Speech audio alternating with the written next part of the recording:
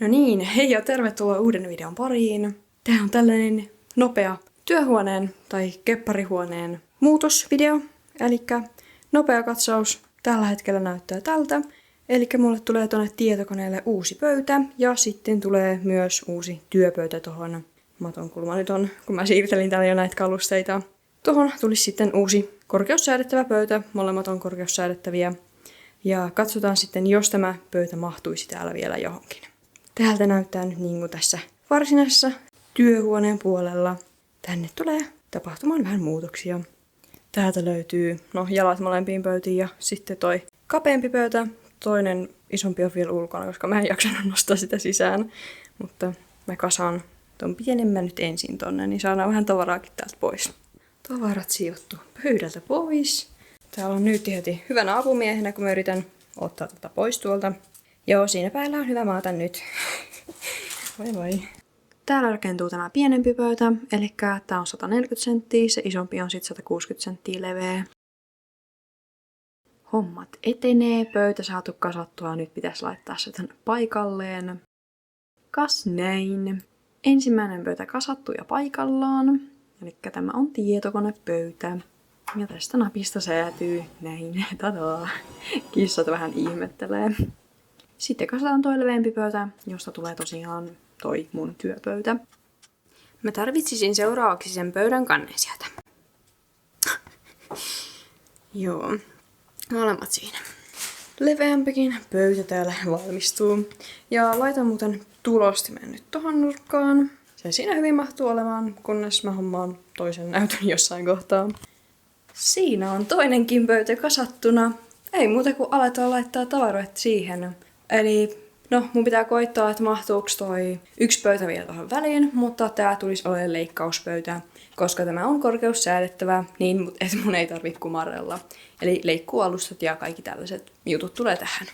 Tänne pöydän reunaan mä laitan nämä tällaiset pienet laatikot, jossa mulla on kaikki ompeluklipsut. Sitten yhdessä mulla on niinku kuolainten tekemiseen kaikki rautalangat, pihdit, sitten siellä on kuumaliimat. Ja viimeinen on vähän sellainen sekalainen laatikko, että siellä on lähinnä sekalaisia koristeita. No niin, siinä on jo jonkun verran tilaa avata isompikin nahkarulla ja leikata. Ja sitten tämä pöytä täältä. Katsotaan, menisikö se tohon väliin. Ja sitten ehkä tämä sinne alle. Katsotaan vähän. Ei muuta kuin siirretään tämä pöytä tuohon väliin. Mutta siis tarkoitus ei todellakaan ole, että tämä kyseinen pöytä tähän todennäköisesti jää. Mutta siis testaan, että olisiko tässä välissä hyvä olla joku pöytä. Ja jos totean, että on ihan tarpeellista, että siinä on pöytä, niin sitten hommaan siihen pienemmän pöydän. No joo, tältä näyttää nyt. Kuten veikattu, niin hieman ahdasta. Tai no ei nyt ahdasta, mutta vähän ehkä jotenkin tyhmää, että täällä on näin paljon pöytiä ja niin kuin toi jää osittain tonne taakse. Mutta mä nyt lähden testaamaan, että miten tällainen setappi toimisi. Eli tossa pienemmällä pöydällä niin pakkaisin tilauksia. Mut voi olla, että mulla on tossa isollakin pöydällä sit ihan tarpeeksi tilaa pakata tilauksia. Mutta lähdetään tätä nyt testaamaan ja katsotaan, miten käytännössä toimii, että tarviinko mä tuota pöytää tossa, onko se niin kuin yhtään hyödyllinen. Toi hylly jää tonne alle. Ja voisin tosiaan pitää sitten, jos toi pöytä jää tohon, niin jotain pakkausmateriaaleja jo siinä. Niin mun ei tarvis aina tällä varaston puolella käydä, mihin tuli nyt tämän takia melkoinen kaos. Tuolla oli aika paljon kaikkea pakkausmateriaalia ja tietysti pahvilaatikoita näille pöydille. Joo, vähän johtoja vielä piiloon. Ja näytän teille sitten varmaan seuraavan kerran, kun olen saanut vähän järjesteltyä ja elettyä täällä pari päivää. Nähtyä, miten tää toimii. No joo, seuraavalta illalta. Kuten näette, niin mä vaihdoin tuon pöydän, mikä tossa keskellä on. Mä tajusin, että mullahan on tosiaan paremmin tuohon sopiva pöytä, ja se on siis se vanha tietokonepöytä. Se ei vie lähellekään niin paljon tilaa, eikä se on niin ahdas kuin mitä se vaalea pöytä oli. Ja no todennäköisesti, niin jos mä tuun tähän pöydän niin kuin jättämään, totean, että se on ihan tarpeellinen siinä, niin se on sitten tämä pöytä, jotta ei tarvitse siihen mitään uutta pöytää alkaa hommaamaan. Eli se olisi tosiaan sellainen pakkauspöytä. Toi hyllykkä pitää tuolta vielä järjestellä. Tällä pöydällä nyt on tänään jo tehty jonkun verran töitä. Siellä on rintaremmin martingaaleja tulossa. Tähän mennessä ainakin olen kovasti tykännyt yllättävänkin paljon nopeuttaa hommia tässä. Niin mä joudun tekemään paljon vähemmän turhaa liikettä. Ja kun se on isompi, niin mun ei sitä tekonahkarullaakaan tarvi niin paljon liikuttaa. Ja ei tarvi niinku siirrellä koko ajan tavaroita, että ne ei ole jatkuvasti edessä. Jotta jatketaan tässä nyt testailua. Huomenna sitten pääsee vähän jo testaamaan tätä pakkauspöytää. Sitten. Täällä on tää kulmahylly, mikä mulla on tässä. Tää toiseksi ylin hylly on aina melko sekalainen. Siinä on kaikkea tollasta niin kuin kameratarviketta. Siinä on sellaisia asioita, joita mä en niin kuin tarvi hirveän usein. Niin mä ajattelin, jos mä laittaisin niitä tänne ylimpään laatikkoon, koska tää on tyhjä. Ne olisi siitä nimittäin vielä hyvin helppo ottaa ja ne olisi sopivalla korkeudella. Niin katsotaan, ainakin osa näistä tavaroista menee sinne. Sitten katsotaan, mitä mä keksin tähän. No niin. Ensimmäistä kertaa vuosikausiin mulla on esillä jotain muutakin kuin käppihevos-asioita. Katsotaan nyt kauanko mä pidän ton tossa, koska siinä on paljon värejä. Mä en pidä väreistä. Se on muutenkin tollanen aika crowded. Siinä on paljon tavaraa ja se on melko täysi tämä hylly nyt. Niin, katsotaan kauanko tämä pysyy. Tähän hyllyn päälle mä siihen aina laitan kameran, mutta luonnollisesti nyt kuvaan sillä. Elikkä joo, ei keppihevosjuttuja, jota mulla on ollut esillä viimeksi siis vanhempien luona asuessa. Siitä on jo yli 5 vuotta reilusti. Mutta näillä 2 ylimmällä hyllyllä mä nyt laitoin nämä mun Bellosara-kansiot ja noi rasiot, mitä mulla on niin esillä. Ja sit pari pientä pehmolelua sinne. Ja alimmalta hyllyltä löytyy sitten noita mun tietokonepelejä. Lähinnä nostalgiset Starshine, Star Stable siinä esillä. Sitten tuolla ylhäällä on muutamat äänikirjat. Ja tohon vielä joku pehmolelu eteen, sitten joskus kun sellaisen saan. Katsotaan tosiaan kauanko tämä pysyy täällä. Sitten järjestelin kans vähän tätä. Aikaisemmin noi pelit oli tässä puulaatikossa ja se puulaatikko oli tässä, mihin mä nyt jätin vaan kaikki niin kuin pussit, jotta ne on helpompi napata siitä, laittaa kaikki lähetettävät paketit ja kirjekuoret sinne lähtiessä kauppaan. Koska ennen kuin otit siitä yhden pussin, niin ne kaikki tippuu, koska siinä oli niin vähän tilaa. Niin sain nyt sitten puulaatikon. Siinä on tosiaan tällainen kahva keskellä ja 2 puoliskoa, niin sain laitettua tänne näitä lyhyempiä keinonahkarullia ja sitten tällaisia random paloja, jotka on liian pitkiä sit ollakseen tossa välissä. Jotta tällainen pieni muutos nyt sitten noiden työpöytien lisäksi. Ja tässä on nyt kohta melkein parisen viikkoa eletty näiden uusien pöytien kanssa. Ja oli kyllä todella hyödyllinen ostos. Mitä mä ajattelin, että tietokoneella en välttämättä korkeussäätöä tuu niin paljon käyttämään, mutta on mä sitä yllättävän paljonkin käyttänyt. Se on tosi hyvä jollekin päiville, kun mulla on selkä kipeänä, niin sit mun pitää nostaa tai laskea sitä sen sijaan, että mä istuisin jotenkin ihan kiemurassa, jolloin mun selkä on entistä enemmän kipeä. Ja myös toi pieni pöytä, minkä mä nyt jätin tohon, niin sekin on hyvin löytänyt paikkansa tässä syklissä. Ja nyt on tosi kiva se, että mä mahdun ja saan tässä työpöydällä yhtä aikaa leikattua vaikka heppojen paloja ja sit niinku varusteiden osia. Koska ennen se tila oli hyvin rajoitettu, niin mun piti heti saada ne leikatut hevosenpalat pois tosta pöydältä.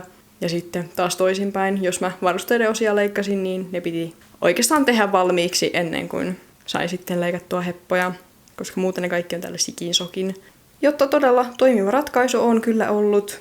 Vähänhän suunnittelu se vaati, että minkä kokoisen pöydän mä otan ja miten mä just saan ne tänne aseteltua.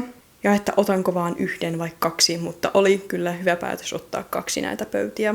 Ja sitten jäi vielä niin kuin ekstraksi ylimääräiseksi toi pakkauspöytä tohon.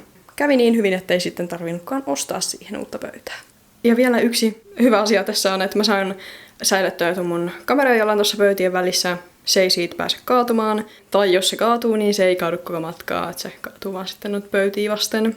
Ja koska mä tarvin tosiaan tuota kolmijalkaa ihan tosi usein, niin mä en sitä niin kuin varmaan täällä asuessa en ole kertaakaan laittanut kasaan, että se on aina tuossa auki. Niin tuolla se ei ole tiellä, kun ennen se oli aina niin kuin jossain tässä edessä tai sitten täällä niin kuin keskellä huonetta, niin tuolla se on paljon kätevämpi. No niin, tällainen on mun työhuone nykyään. Nyt ollaan jo melkein kuukausi tässä eletty ja toimittu ja on kyllä hyvin toimiva. Pakkauspöytäkin on hyödyllinen, tulee paljon käytettyä, niin toi tulee jäämään tohon. Eli tosiaan uusi korkeussäädettävä tietokonepöytä ja sitten toi työpöytä, joka on tällä hetkellä aika korkeassa asennossa, jotta pääasiassa mä oon käyttänyt sitä niin kuin seisomapöytänä, jotta ennen mä niin kuin istuin tuolilla sen pienemmän pöydän ääressä ja sitten mä joudun aina nouseen tosi monta kertaa ylös, kun mä vaikka leikkasin tai kasasin jotain, niin se on paljon parempi, kun saa vaan seisoa koko ajan ja ei tarvitse kumartua sitten. Ja tosiaan tämä vanha tietokonepöytä on nyt tässä sitten ollut pakkauspöytänä. Aika hyvin siinä just mahtuu niin kuin isotkin paketit, tilaukset pakkaamaan. Pikkusen joutuu näitä tavaroita tyrjäämään, mutta sellaisia tosi isoja paketteja on tosi harvoin, niin se ei haittaa. Mutta on kätevää, että saa kaikki kirjeet ja pienemmät laatikot vaan tehtyä valmiiksi ja pakattua sitten tossa. Ja täällä mä saan tehdä ihan mitä tahansa muita töitä samalla. Ja vielä ihan pieni update tähän pakkauspöydän alla olevaan hyllyyn.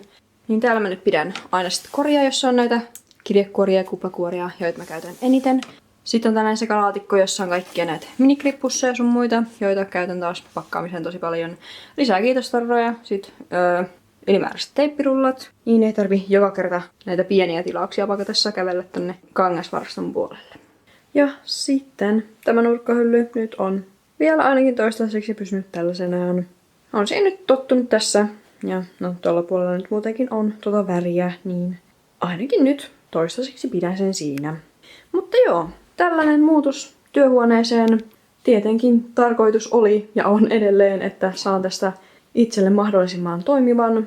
Sellaisen, että pystyn täällä tekemään töitä. Työergonomia on vähän parempi, kun ei joudu kumartumaan niin paljon. Ja kuten aikaisemminkin sanoin, niin nopeuttaa työntekoa, paitsi siinä, että turhaa liikettä ei tarvitse tehdä niin paljon. Myös se, että pystyn tekemään niin kuin loogisemmassa järjestyksessä töitä, koska ennen mun tavallaan piti tehdä yksi varustesatsi aina kerralla alusta loppuun asti, koska muuten ne oli tuossa tiellä sitten, jos mä lähdin leikkaamaan seuraavaa satsia, niin nyt pystyn tekemään montaa erää kerralla ja myös pakkaamaan kerralla ja ei koko ajan tarvi siirrellä niitä tavaroita siitä pois sitten edestä. Niin muun muassa tällä tavoin niin kun nopeuttaa työntekoa. Tällainen uusittu työhuoneen puoli nyt. Tuolla varaston puolellahan nyt ei tapahtunut mitään, niin ei sinne nyt tarvitse sen enempää katsoa. Mutta tällainen lyhyehkö muutosvideo nyt tässä. Toivottavasti tykkäsitte videosta ja oli edes jollain tasolla mielenkiintoinen teille. Ja mahdollisesti saatte ideoita omaan kepparihuoneeseen, jos teillä sellainen on. Mutta sen pidemmittä puheitta sitten. Paljon kiitoksia katsomisesta. Jätä kommenttia, että tykkäsitkö videosta ja muitakin kommentteja ja kysymyksiä. Onko sulla tällaista kepparihuonetta, ompeluhuonetta tai työhuonetta? Mulla oli silloin jo vanhempien luona asuessa sellainen pieni ompeluhuone. Ja no sit Seinäjoella nyt ei ollutkaan erillistä mitään työhuonetta, ompeluhuonetta mulle. Mutta tuossa Laihialla asuessa oli jo oma kepparihuone, työhuone jo siellä. Ja nyt sitten kun tänne omaan taloon muutettiin, niin vielä upgradeattiin vähän isompi huone ja sitten tämä varasto vielä lisäksi. Ja mulle ihan pakollinen, koska mä olen tosiaan keppariyrittäjä, niin en tulisi ilman tätä tilaa niin kuin toimeen ollenkaan. Ei muuta kuin muista tilata kanava, tykätä videosta ja nähdään sitten seuraavalla videolla ensi viikolla. Siihen asti, moi moi!